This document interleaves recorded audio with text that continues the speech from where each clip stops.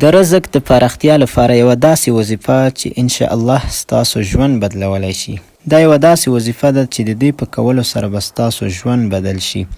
که چیرته غواړې چې رزق دې پراخه شي، الله جل جلاله درته داسې رزق درکړي چې ستا په سوچ کې هم نه وي. له غیبو نه به الله جل جلاله تا ته رزق درکوي او الله جل جلاله به تا د قرضونو څخه خلاص کړي. داسې رزق به درته درکړي چې ستا به په سوچ او فکر کې نه وي. ټول مشکلات پریشانۍ به دې ورسره ختم شي.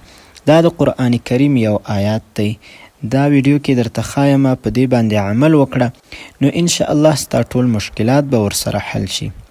راځم په دې ویډیو کې طریقه درته ښایم که په دې ویډیو کې معلومات و در سره لایک او زموږ یوټیوب چینل سبسکرایب کړئ. د هر څه نه مخکې درته د خوږ نبی کریم صلی الله علیه وسلم مبارکه او نه هیریدونکې تحفه در وړاندې کوم چې عبارت دی له السلام علیکم ورحمت الله وبرکاته. خدای دې وکړي چې روغ جوړ د صحت په جامو کې به وئ. الله مو همیشه خوشحاله او سوکاله لره. دوستانو د دې وظیفې طریقه درته ښایم په همدې ویډیو کې. د طریقې د ویلو څخه مخکې یوه خبره ډیره ضروري ده.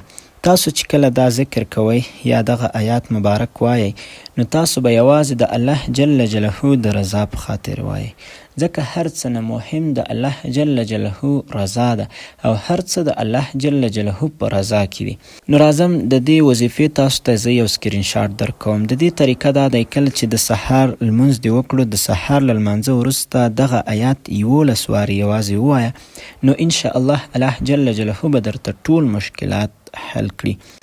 دا آیات مبارک داسې دی: الله یبسط الرزق لمن یشاء من عباده ویقدر له ان الله بكل شیء علیم.